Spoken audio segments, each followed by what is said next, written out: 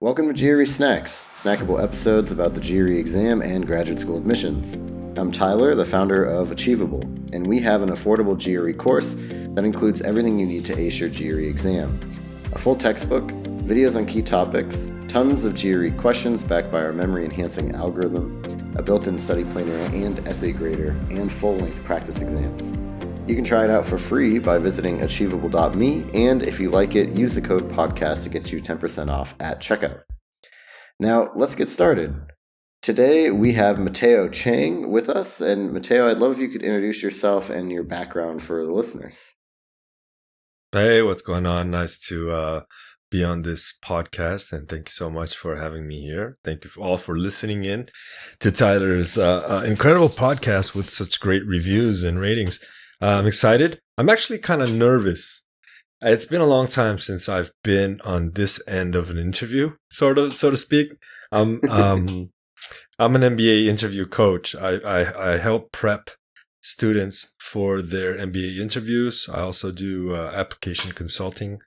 So, I mean, since I've been doing this, I think, I'd say about 23 years now. I hit the 1,000 students helped mark last round. So yeah, last round. Fantastic.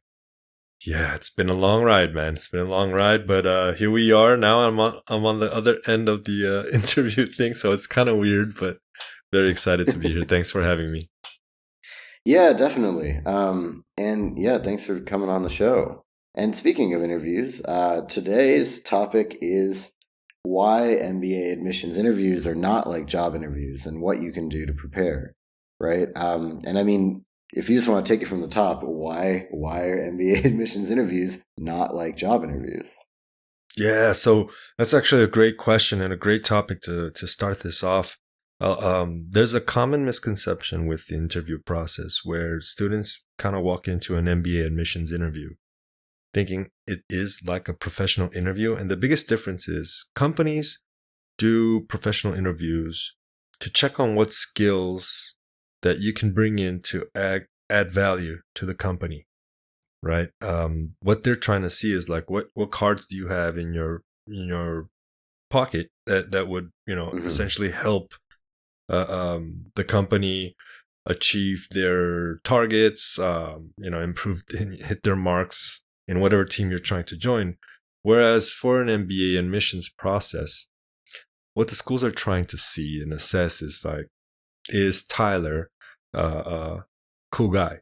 Is he one of the people that our students or the people that usually, are like-minded like us? Are we gonna like him as well? Is Tyler somebody, for example, that we want to have at a dinner party, an alumnus dinner party later in the future? Will I be able to maybe even pitch a business idea and become a partner with Tyler in the near future after we've graduated, or even during, which has happened, time and time again. One of the biggest food delivery services in Brazil, for example, in São Paulo, where I'm based, that came through a Stanford MBA, and halfway through, one of the co-founders ended up meeting up with potential business investors and his other co-founders, and they created this app many years ago, and now it's the dominant app that we have here for food delivery services. So yeah, it's mostly about, do we want Tyler in our club? Yeah, and so I mean, other than you someday being a rich, successful entrepreneur, like what do they want in their club? Like what are the things that you feel like they're looking for? Both just in general and then also like specifically they're asking about in the interview. Oh yeah, it's several different things that they want to see how successful you can be, or the potential for success that you will have. So most MBA interviews, they'll check what you've been through, your past, your present, and your future goals, how they all align, and what's the potential success for that road. Some students come out from a different industry, like a consulting industry, and then they do an MBA because they want to do a career shift. and their future goal is to become a CEO of a company that has over 250,000 employees.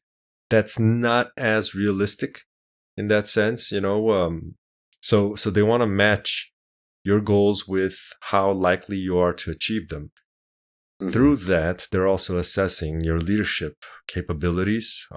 If you're a person who is sociable, who is able to, I put it in a very, very basic way when I said the club, but it actually comes down to, is Tyler very intelligent? Yeah, he's able to keep up and maybe even excel in the classes.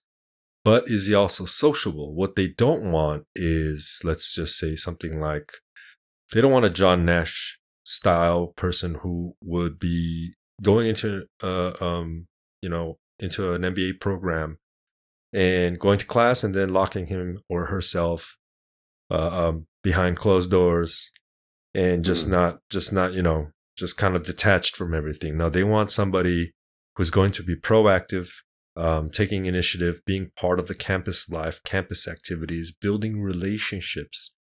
Because MBAs are basically, I'd say in the top 20 MBAs today, the educational level, it's top notch all across the board. And a lot of the schools, they share notes, they share projects and case studies amongst each other. So what really differentiates a school from the next school is mostly about the people you're going to hang out and meet with there, becoming longtime friends. You're going to have your MBA Black Book to access, not only from the students that you met that year, but all of the previous 50, 60, 80, 100 years of past alumni that you can kind of just basically pick up the phone and call. And relationships is the differentiator for most of these schools. Yeah, that's really interesting. So, I mean, essentially, it sounds like an MBA is not really for an introvert, right? Or it's going to be tough. Yeah, MBAs are, I mean, if you're going into the top 20, top 25 schools, it's highly competitive. Very difficult. You do have to get a competitive GRE or GMAT score to even make the first cut. So it's actually a very long process. I'd say it takes about a year to really properly set yourself up and have a clear profile that's attractable to the school. Starting with the proficiency tests, then you get into the application phase. Then you get into the essay phase with the recommendation letters. And once you've actually applied, then you wait for the interview call. And then you have to get past the interview phase before they even sit down and start deliberating on whether or not your candidacy is going to be approved. Right. Well, I mean, and because we're talking about interviews here, right, you've made it pretty far. Right. So once you kind of get to this interview step, right? I mean, what are the things that you can do in the interview step to show or, telegraph, right? You don't want to come out and just be like, I have leadership skills and I am sociable.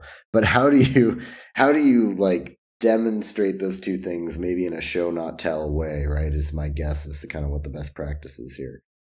Yeah, great question. It's really about storytelling, So when you do hit the interview portion of this process, this is where, I mean, even if you've done everything before, 100% correctly, this is where a lot of students end up, missing the mark and they end up losing the candidacy.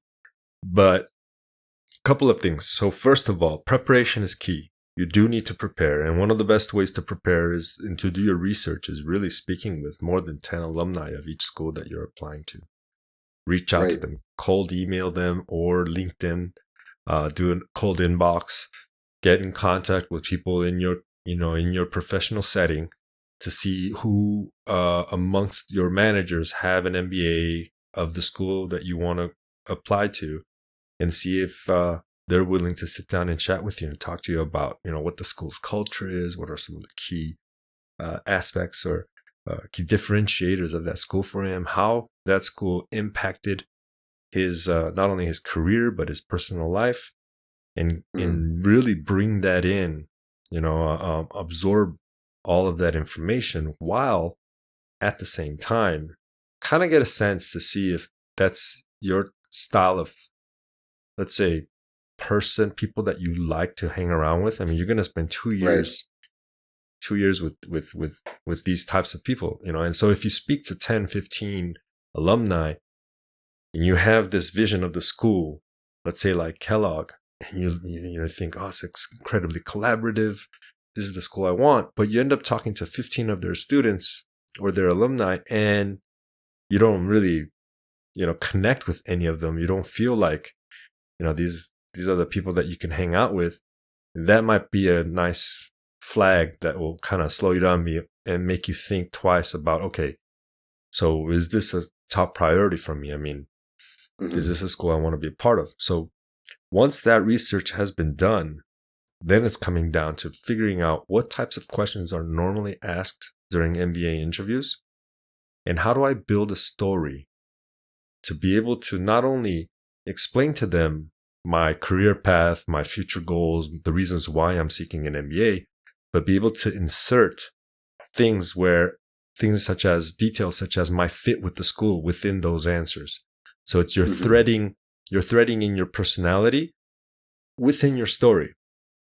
And it's not very easy, especially for students who come out from a STEM degree, like in engineering, where it's very black and white, very hard number crunching type people. It might be difficult for them to articulate what they, telling their story. But the good news is that nobody in the world knows your story better than you do. And you're going to have to be able to tell it in a manner that not only does it excite and captivate the interviewer, you're going to have to be able to show your enthusiasm for why you want to be a part of that community. So those are the two key things. Yeah. And then once you've got the storytelling down, the best way you're going to do it is through practice. And just like I noticed that you have a testing website. I was digging through your, doing some research, achievable.me, right? And you have this testing website that helps, with mock tests and stuff. Same concept. Practice makes perfect. That really is just the key to everything. The way you're going to be able to tell a story is really practicing. Just like I'd say comedians are the best storytellers today that you can actually have. You can take a look at. They practice their jokes and their punchlines so many times in order to make it just right. The timing, the breathing, just to really captivate and cause a reaction in the audience. And that's what we're looking for, is making it sound very natural and not scripted. Right.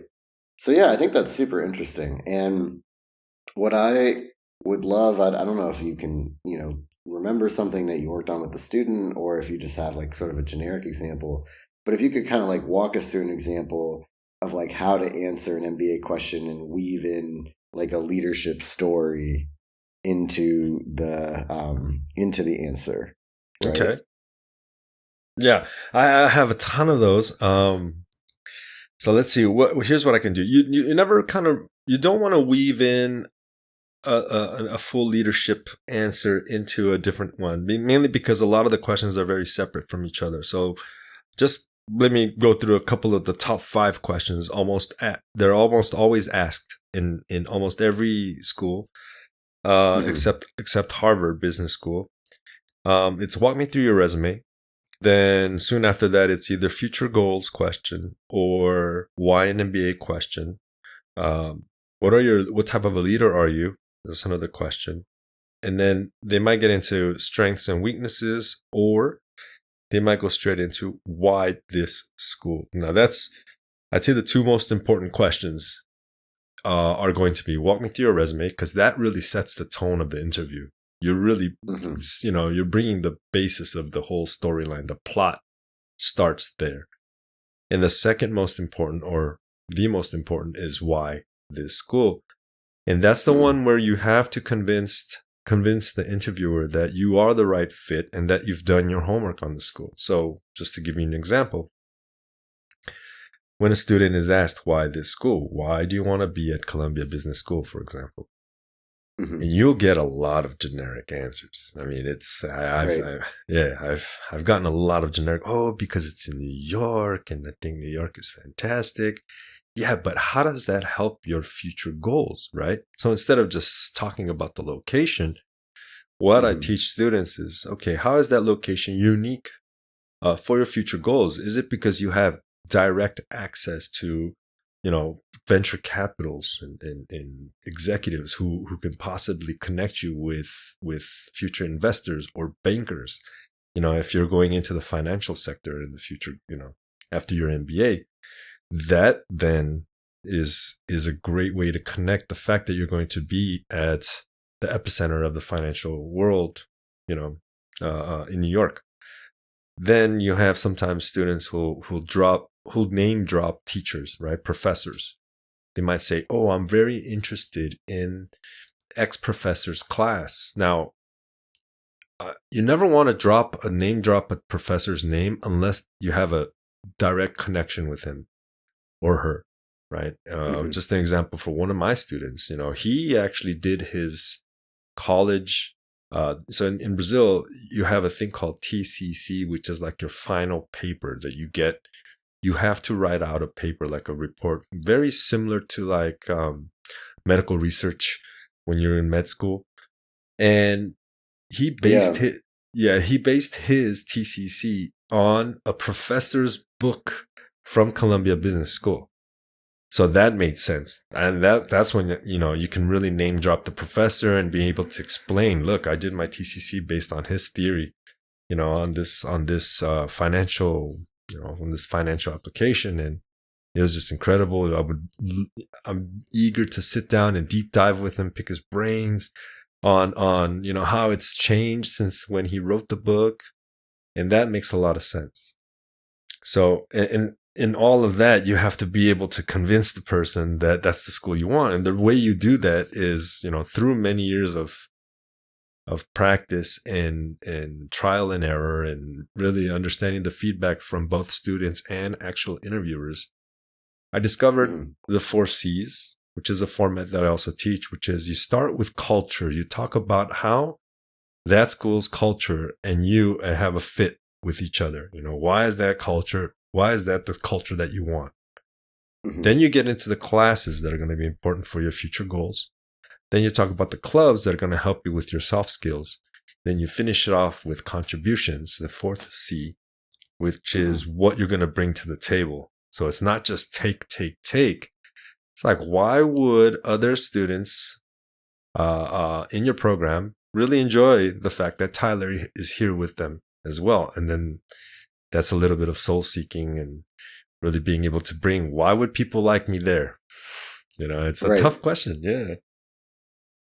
Interesting. Okay. So then, it's about kind of finding the right time to talk about yourself in a good way, but not really doing that on purpose or having an answer that's just like, this is the answer, where I talk about my leadership skills all the time, right? It's more just like kind of, demonstrating over the course of many questions and answers, kind of what you are about, and like sort of like maybe name dropping examples here or there, but like still kind of staying relevant, right? And I think one of the things you said, talking about, Columbia is in New York, or this has this professor, is that these people have done, I don't know, thousands of interviews probably. And so they've heard all this stuff, right?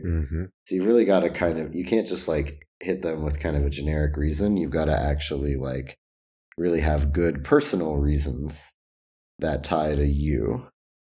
That's exactly right. Right on the you nailed it. It really, you have to have the personal touch in all of your answers. Really make it personal. I mean, the school, you want to be able to show that you have that personal connection. So and people, I mean, interviewers can see right through a lie most of the time. Most of the more experienced interviewers, sometimes they're either learning or they're starting off their interviewing careers, you can say. A lot of interviewers are alumni, but they all have been through what you're going through if you're applying and you're sitting there interviewing. they can see through any kind of fake reasons. But when you really make it authentic to your personal desires and your future professional goals, and how that all kind of match together, and why that school is going to have such an incredible impact to your life, when you're able to convey that in a clear, concise manner during this, let's say most interviews today they last 35 minutes on average. You're able to do that in 35 minutes, then yeah, that's a great impression to leave to the interviewer, who can then write up a full report that he's going to send back to the admissions committee. Yeah. Well, great. I mean, I'd love to maybe go into some specific questions, right? Okay. I mean, I think that you mentioned kind of the 5 main questions. I think like the resume one kind of, I feel like is pretty general. Like, talk about, at least my advice, and this is what I just tell people with their resume in general, is like talk about specific projects with specific numbers. Don't just say I ran a marketing team of 4 people, like actually talk about what you did. And other stuff like that. So maybe for me, what's more interesting is like, how do you handle that question about strengths and weaknesses? I feel like that's probably the trickiest one, or the one that people are maybe the most afraid of, right? And I don't know, like that weakness could be your GRE score. It could be like your undergraduate GPA. Like I had a 3.0 because I didn't really ever think I was going to grad school. So if I ever decided to try, I know that would be a challenge, right? Or, some like a gap in your work history or whatever. Like, how do you handle kind of the weaknesses question, or things about like the parts of your resume that are not the best parts? All right. Well, okay. So there's actually about 3 or 4 key points there in your question. So Yeah, sorry, that was kind of like a multi-part question. That's fine. It's fine. So let's go back to the first one, which is the walk me through your resume. That's actually an interesting one, because here's the thing. That's where I actually add a lot of the personal touches. So most students, the biggest difference, because the reason why I'm talking about this is because it's relative to our very first question. That's the biggest difference in a professional interview versus an MBA school interview, is right there in the walk me through your resume. In a professional interview, and you walk the interviewer through your resume, you're really highlighting your responsibilities, your actions, your results. That's what you're highlighting when you're telling the interviewer your story. But in an MBA interview, what you're actually doing is you're talking about decisions that helped you make, that you took, right, to make the certain career moves. Like, why did you do chemical engineering? Or why did you get into consulting when you started your career interning in operations, right? Mm-hmm. These are little details they're kind of curious to know, is how your mind works. How do you justify these moves that you made? Because then that allows them to understand what moves you plan to make in the future. And it's a great way to really bring in the self-awareness part of your profile too. During these projects, instead of talking about the project you're talking about, you should be focusing more on about, this was one of the hardest projects I ever took on during my career. And very, huge roller coaster ride here. But one of the key takeaways is that I learned one of the weaknesses that I have in my leadership abilities. And that's great because it gives these personal information that the interviewer is going to either consciously or subconsciously take down. And later, when you actually do talk about your weaknesses in leadership, it's confirmed by the seed that you planted before in the walk me through your resume answer. And then that's a great way for the interviewer to be like, yeah, that's true. And then you can kind of get into what you're doing now to mitigate that and to improve. So getting into this question on how do we tackle more specific questions like strengths and weaknesses. Great. You don't need to overplay your hand on strengths. It's just kind of like, so I have identified A, B, and C strengths. I've been able to use them, practice them both on campus during my undergrad, as well as in the initiatives that I've done throughout my professional career, whether it was by creating a new program that would help the interns, onboard onto the into the community of the bank that you're working at. But you don't have to overplay that one. The one you should look out for, though, the ones that are my favorites, is when they ask you, what are your weaknesses? Because that's what the MBAs are looking for. If you don't have any weaknesses, then you don't need an MBA. See, MBAs. Well, really? more, and also that you're Superman, and it's never actually been true. Exactly. Well, I mean, think about this. MBAs are just like business schools. I mean, are just like businesses. Businesses want to make sure that their product or service transformed your life in a way, because by doing so, what they gain from you is brand loyalty. So if a school impacts your career in a way where it's taught you or it helped you improve certain weaknesses to make you successful, then your loyalty to that school as an alumnus later, it just pays dividends. That's the reason why the alumnus will pick up a phone call from one of the newer applicants and just chat away for an hour, because now you're in this, let's say, this club. So it's great to have weaknesses, and it's specific weaknesses that schools want to see.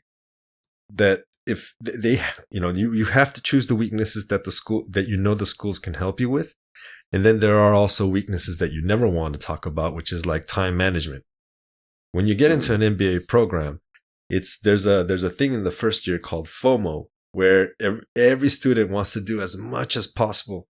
And what they do is they end up putting themselves into a corner where it's just not possible, right? Mm-hmm. Time management is a key skill to have for an MBA. So that's definitely, for example, a no-no. You never say that as a weakness. You can focus on other things like communication as a leader. Yeah. I've always been you can be a great leader to your team or to your subordinates, but I've never had, as much exposure to C-level executives. And I know that in my next position, when I come back after my MBA, I will be taking on a more managerial role with direct access to directors and C-level executives. And that's one of the areas that I would like to improve is how do I speak to them and how do I show them that I know what I'm doing, right? Mm-hmm. That's a great weakness to have, especially if the school can help you cover that weakness. So you should also know what are the classes or clubs that can help you practice those skills and really become a better communicator as a leader. So, yeah. Right. Yeah, weaknesses are great questions to have as long as you have the right answers for those.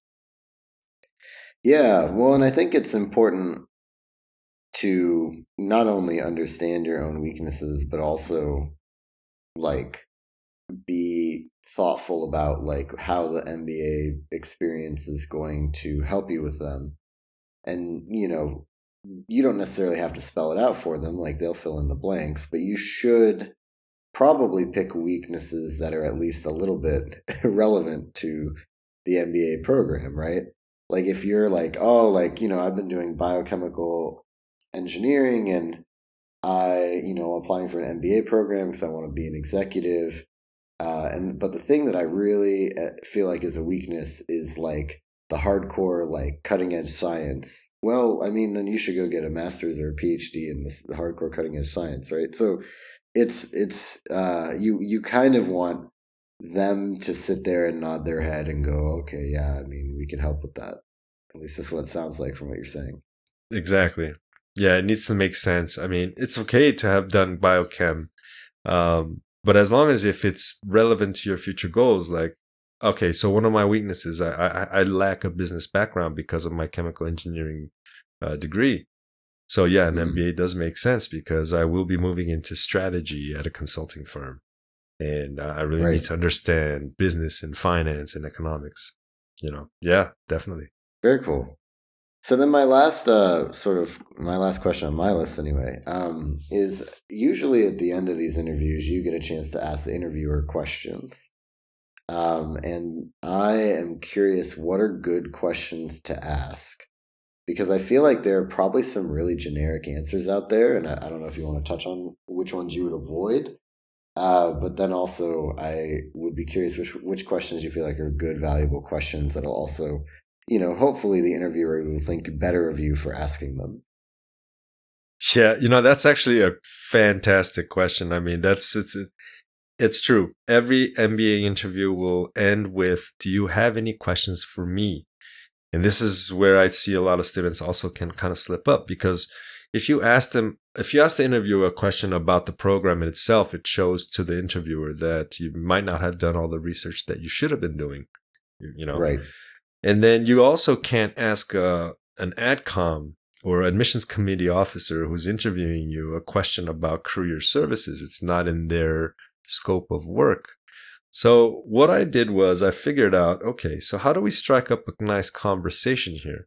How do we make the interviewee be likable to the interviewer through a question? So here we go. If your interviewer is an alumnus, the question you should ask him or her is, what do you miss the most from your MBA? The reason why I worded it this way is because if you ask somebody, what did you like the most from your MBA? Most interviewers' answers are going to be, everything, or everything was great. The whole program was fantastic. You're going to get a generic answer. But when you narrow it down to what do you miss the most, what you do is that you cause the interviewer to reminisce, to really think back about what's the thing that he or she thinks about when they're kind of reminiscing on the MBA program. And that brings it really specific. You get really nice specific answers, sometimes multiple answers. Oh, I miss the 3 a.m. coffee meetings at the cafeteria where we're just talking about changing the world, right? Mm-hmm. And another thing happens subconsciously. So there are emotional trigger words such as miss that actually causes the interviewer or the person telling the story to put you in that situation subconsciously. Have you ever when you're on a date with somebody you just met, you're sitting down, you guys are both chatting, and all of a sudden either of you might say something like, "Oh man, it's weird. I felt like I know you from somewhere. I've known you before. It's just this connection that we're having." Yeah, that happens usually because there was an emotional trigger question before that. And that's what it does. Is this is the type of question is when the interviewer talks about his or her experiences, especially when there's an emotion involved, it puts you into that scenario.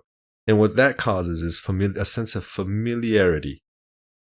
And it causes them to feel like they've known you, or there's someone that, oh man, you're just really, what a great listener, what a great person to talk to. And that's the kind of sense that you want to get from an interview when they walk away.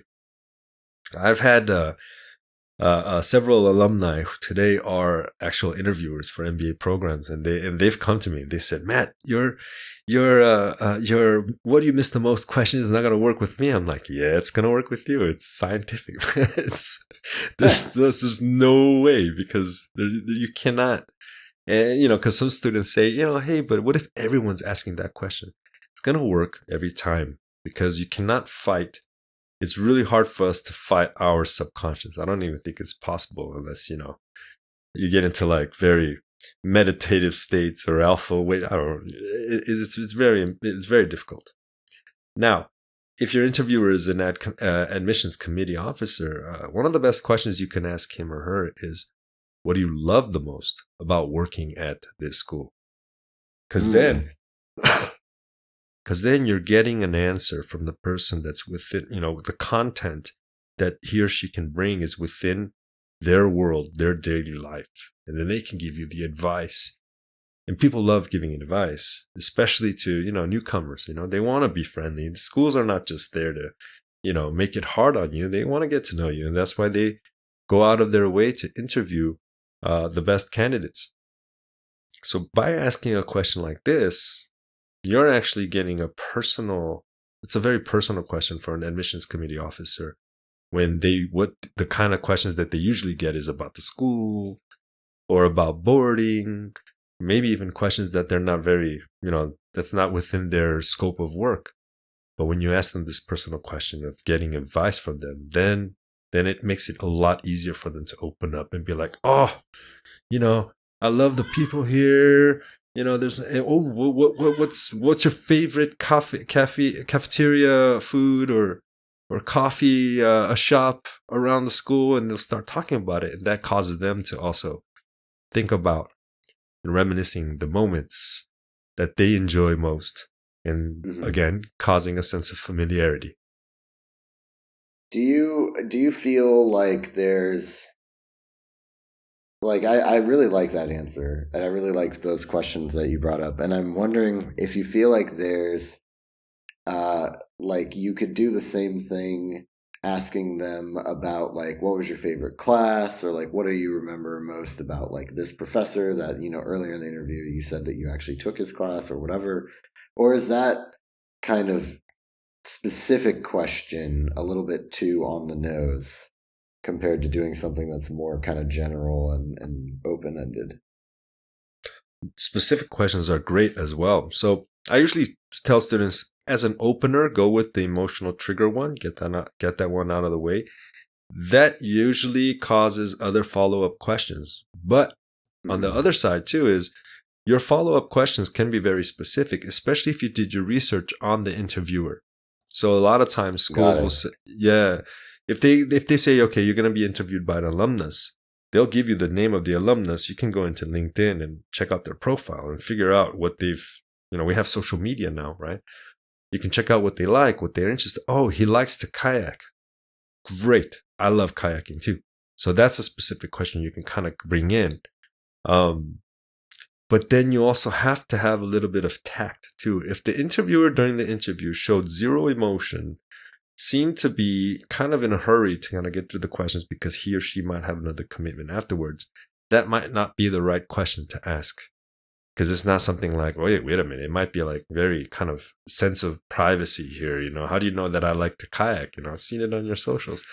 So it really, you have to have the observational skills as well for certain specific questions.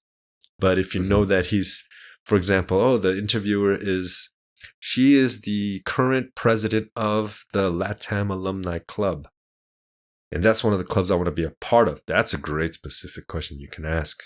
After what do you miss the most, then you get into, tell me, you're the president of the LATAM Club. I want to be a part of this club. I want to be our best friend. Can we talk about this?